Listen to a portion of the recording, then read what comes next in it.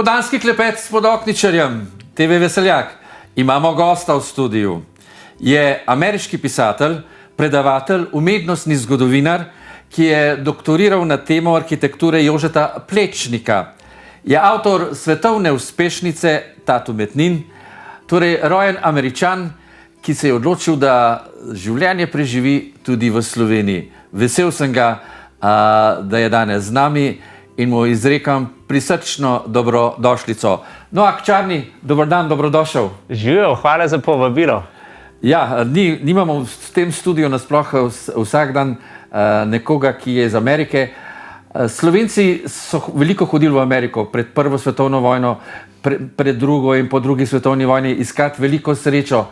Zakaj si pa ti iz Amerike prišel svojo srečo poiskati v Slovenijo? Jaz sem bil na lov za ženo in sem slišal, da Slovenke so najboljše. Torej sem se odločil, da se bom oženil, pa sem mal okoli sveta probo življenje. Po pravici sem vedel, da sem zaljubljen v Evropi. Od 16 let naprej sem hotel živeti v Evropi, ker takrat sem živel v Parizu preko moj internat. In sem bil čist navdušen, sem se počutil bolj doma v Evropi kot v Ameriki. In od takrat naprej sem iskal možnost, da bi selil stalno v Evropi. Potem sem bil v Angliji, sem študiral za mnogi let, sem živel v Franciji, vse skupaj sem živel v eni 8 lokacije in iz vse te lokacije meni je bilo daleč najboljše Slovenijo. Lepo. No, starša sicer živita pa v Italiji, ne? So glavno v Italiji, smo vsi Američani, ampak tudi idealizirajo Evrope, so želijo živeti v Evropi, če je možno, in po pensiji so selili v Italiji. Torej smo vsi Evropejci zdaj. Svojo ženo si našel v Tunicah pri Kamniku pod hribi, sicer pa prihajaš iz kraja, morskega kraja. Ja, to pa res. Moj rojstno mesto v Ameriki je na obali New Haven, ampak ni obala, pri kateri bi hotel se potunkati. Je luka industrijska. In je najbolj znan po univerzi Yale in za najboljše burgerje in najboljše pice v Ameriki. To so znamenitve za moje rojstno mesto. Ko si prišel v Slovenijo, ker zdaj tukaj deluješ, so te zelo hitro sprejeli, pa naj si bo to pesniki, pisatelji, novinarji, režiserji, kuharji. Čemu gre to pripisati? Tvoji odprtosti ali zato, ker si konec koncev pa le eksotika?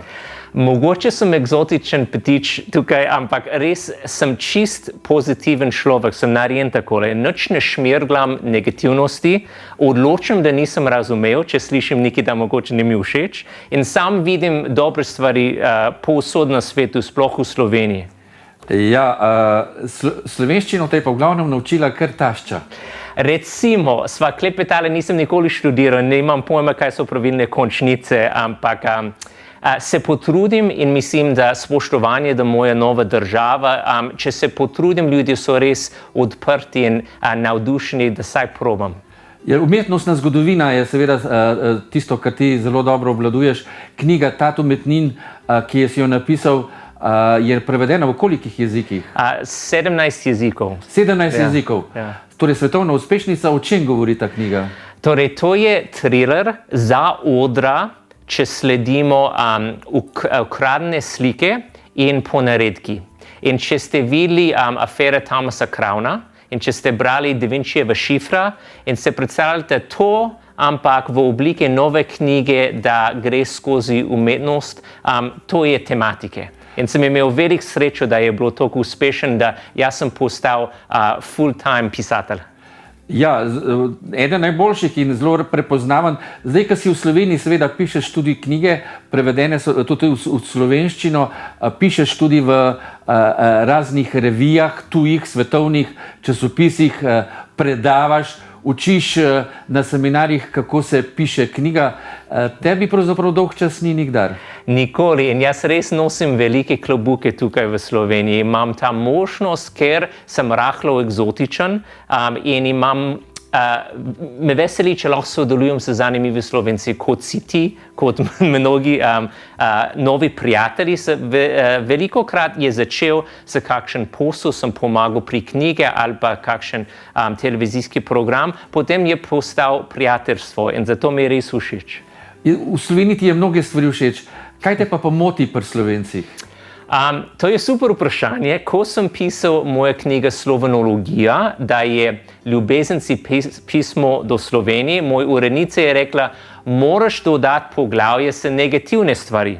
In jaz bom tako povedal, jaz sem orang študiral, a veš kaj mi moti? Če jaz pokličem en mojster in on nič ne pokliče nazaj, potem pokliče, potem reče, bom prišel ponedeljek, ampak ne pove, kateri mesec ponedeljek. To je glavna stvar, da mi moti. Ampak rekel si tudi, da pogrešaš več ambicioznosti pri Slovencih, več samozavesti, več promocije. To ne mi moti, ampak mi je malo žal, ker Slovenci ste tako dobri in pridni in pametni in glede toliko ste super, ste malo preveč skromni.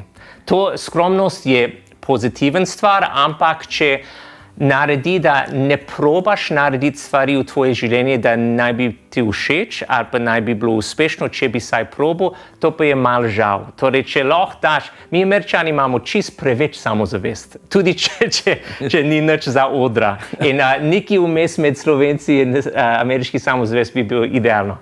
Aha, torej, tudi en rek ga nisi razumel, ker mi je pri Slovencih ne glej v zvezde, da ne boš stopil v drek. To sem slišal in to mislim, da je to grozno, ker to je čista rikvrc ameriški san, da moraš sanjati veliko in probaš, ker če ne probaš, nikoli ne boš imel možnost.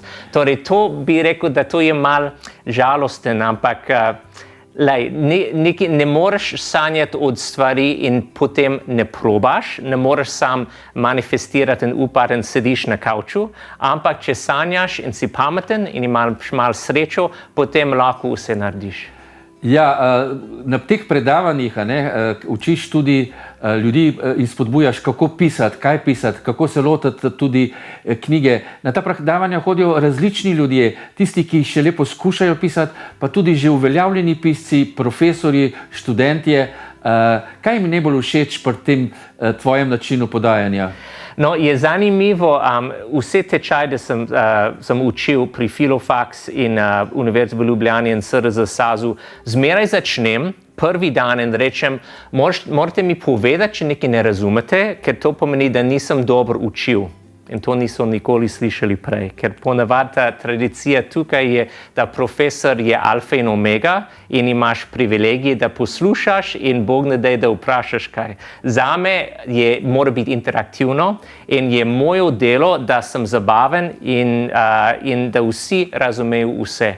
Torej, to je mogoče največje presenečenje na začetku moje tečaje. Pred kratkim sva se srečala na Veliki planini, kjer si bil v vlogi igralca, nek reklamen film si sodeloval pri snemanju. No? Za kakšno reklamo je šlo to?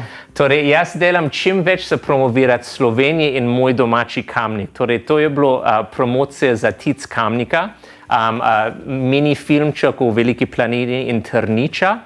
Ampak delam čim več, da promoviram Slovenijo, bodi preko televizijo ali pa na kakšen knjigo ali pa v kakšen članek v Guardian ali pa Washington Post. Če lahko pomagam, sem za stvar.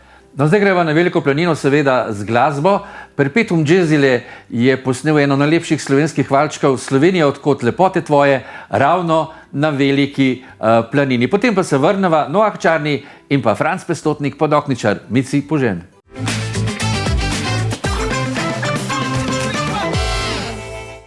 Tako, spet smo skupaj. Noah Čarni, ameriški pisatelj, je z nami, ki se je zaljubil v Slovenijo in Slovenko, tukaj ustvaril družino in sedaj tukaj z nami tudi uživa v našem studiu.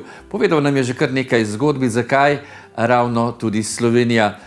Noah, zdaj pa predlagam, da 5 fotografij si izbral in da te fotografije tudi pokomentirava.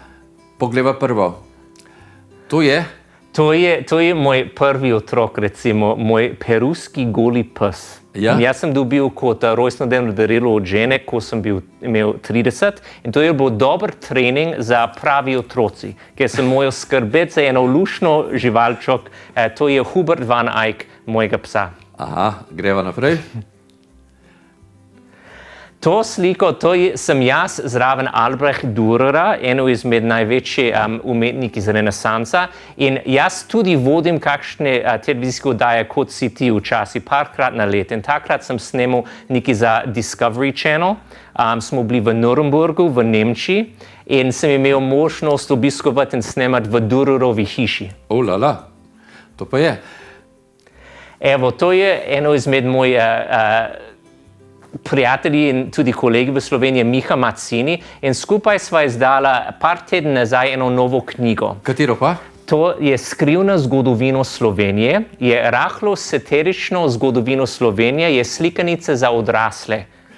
Aha, kje pa se ta knjiga dobi? Torej, je spletni strani kesar.si, pri en drug prijatelj, ki prodaja na spletu. Kesar.si je edina lokacija, pri kateri lahko naročiš ta knjigo in je bogato poslikan, tudi je družabna igra, pride zraven in je zabavno za odrasli, ki zanimajo malo Slovenija in zgodovino, ampak se pri satirični oči. Ja, gremo naprej. Aha, to je en drug kolaborator, ima negativen pomeni v slovenščini. V angleščini je čisto lušten. To je kolega kolaborator Janez Bratož, JB. In jaz sem pisal tekst za njihovo knjigo, kuharsko knjigo, in čez en teden pride angleška verzija pri ameriški založbi. Mislim, Bratož je gotovo zelo razpoznaven slovenski kuhar, ne? Absolutno. En vrhunskih, tako da ja. In za konec pogledamo še tole. In to sem jaz, to sem jaz, ko sem snemal nekaj na velike planini. Nisem to glušten v nošah, kot si ti, ampak sem se potrudil biti čim bolj podokničarstvo. No, lepo. Zdaj imam jaz tukaj knjigo Slovenologija. To je ta knjiga. Ta knjiga je bila tista, ki naj jo je povezala. Ko sem jaz prebral to knjigo, sem si rekel, tega človeka moram enostavno srečati. Naredil vse, da sem ga srečal, sva se spoznala in moram reči, da mi ni žal. Vsi, ki so jo prebrali, recimo tudi Manca Košir pravi, da tako, kar si ti pohvalil Slovenijo in Slovence, noben Slovenc do tega še ni tako lepo napisal. In je res zanimivo, je tudi na humoren način, mnoge zgodbe, včasih si se nas tudi kar ustrašil, recimo na fantovščino nisi hotel povabiti nobenega Slovenca. Ja, jaz sem skrbel, da bojo prinesli kakšen križ in pekoče omake in sem res izogibil. Ampak potem na šrangi jim pa nisi všel, tam so pa. Je bila pa spet druga zgodba. Šrange je bilo kar kul, to je bilo veliki izziv zame, ja? Ampak sem vse naredil, sem tudi imel kakšne taktike, da sem manj plačal za svojo ženo. 312 € je bilo čisto v redu cena. Čisto v redu cena. Ja, ampak tam so bili z žagami, sekirami, si bal, da bo. Kaj pa tvoja priča je bilo tudi nebogljeno? Ja, moj priča je bil en suh španski odvetnik, torej ni veliko pomagal pri slovenščini, ampak smo žagali, barantiranje je bil, potem sem imel en slovenski prijatelj, ki je pravil, predvsem, da ta vas je edin v Sloveniji, pri kateri priča mora, A sem ženin ali ne veste, zmeraj... Ti si ženin. Ženin, hvala. Da ženin mora plačati vaščani. Ja. Vse ostali vasi vaščani morajo plačati ženin. In on je pripričal, so bili čisto zmedeni. Ja. In ta zmede sem izkoristil, da sem manj plačal na koncu. Kdo te je naučil piti šnopc? Moja pratašča je vasni prvakinja tunški močarad za šnops. Veš, kaj je močarad za šnops? To je tunški šnops, ja. In torej, Američani ne poznajo šnops. In tukaj sem postal velik ljubitelj. In sem član mednarodne žirija, tunški šnops močarad, so 7 fanti iz vasi in jaz, torej smo dobesedno mednarodni. Ja, ampak tašča te je še nekaj, vrnila te je v gost med lovce, bil si pravi pustolovc, ko si šel z njo nabirati gobe. Ja, zame nisem nikoli šel nabirati nič v gostu, sem bolj iz mest, ampak babica je res navdušen gobolovka. In mi je bilo všeč sam biti s njo v gostu, je bilo mirno, kakšen zen trenutek. Nisem nič najdel, ker ne vem, kako iskati jurčki kot ta prav, ampak sem doživel lepo časa s svojo taščo. Notar opisuješ tudi slovensko kulinariko. Kaj te je presenetilo? Koliko je bogat, to mi je presenetilo. Nisem se predstavljal, koliko subtilnosti so. Imamo mnogi kulinarski regiji v eno majhno državo in nekateri imajo svoje specialitete, da mnogi Slovenci ne poznajo. In ko končamo s pandemijo in lahko obiskujem babice, jaz sem ves navdušen na babice, jaz imam plan, da bom obiskoval eno babico v vsak kulinarične regije v Sloveniji in bom prosil, če ona me lahko nauči kakšen hiperlokalna specialiteta. Potem bo postal nova knjiga, kuhinologija, in bom probal biti na koncu slovensko babico. Katera je pa najljubša jed, ki ti jo tvoja tašča skuha? Fila. Fila na rebrca je meni daleč najboljše. Za moj zadnji obrok bo to, te povabim. Nekaj pa te presenetilo, da Slovenci pijemo zelo majhno kavo zjutraj, ne? Ja, to je bilo malo premalo zame, ampak doma lahko po želji. Tisti so toliko majhni, da so manjši kot najmanjše, da se da dobiti pri ameriški kavarni. Ampak lahko se zmeraj naročimo več. Drugače pa ti tudi slovensko pivo te je presenetilo in koliko je teh pridelovalcev piva, ne? To mi je res presenetilo. Sem slišal za, recimo, 100 let nazaj so bili mnogi mikropivovarni in zdaj je postal nov trend in par let nazaj sem pisal članek in sem raziskoval, da Kamnik in okolica mogoče ima največ mikropivovarni na svetu. Smo imeli 7 za okoli 10,000 prebivalcev. In to je lahko svetovni rekord. Noben ni klic v Guinnessovo knjigo, ampak mislim, da imamo rekorda. Kaj pa slovenska glasba? Kako se te je slovenska glasba dotaknila?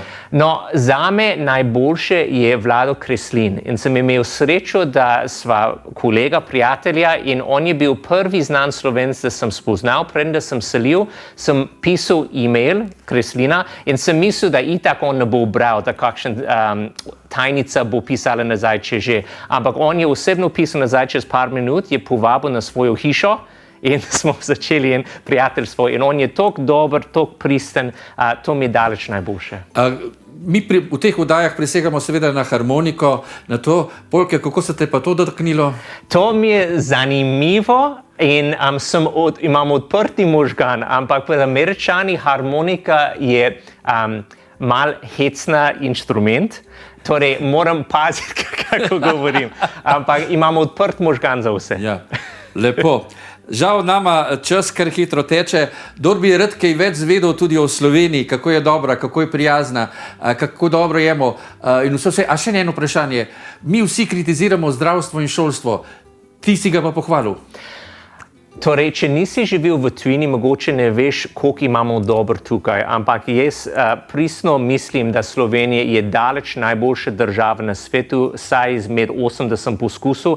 Zdravstveni sistem ne moram predstavljati, da je boljše in sistem za izobraževanje, sploh pri mladi, je odlično. Torej, imam sam pohvale. Pohvale. No, zdaj pa žal se moramo mi dva posloviti. Tale oddaja je pač takole omejena na hitro. Še enkrat, kdor priporočam, da preberete, to je res tisto osnovo, kar mora Slovenc prebrati, slovenologija, vse o Slovencih na tako pozitiven način. Ko sem jaz to prebral, sem si rekel, ja pa vse Slovenci smo res dobri, vse smo prijazni, naša dežela je lepa, naš sistem lepo teče, tako da ne vem, zakaj se toliko pritežujemo. Včasih je treba slišati koga drugega, ki pride z drugega zornega kota in vam kaj pove. No, Čarnej, hvala lepa, ker si bil naš gost, vse dobro še naprej in upam, da se še kdaj srečava. Se veselim, hvala. Mici, požen.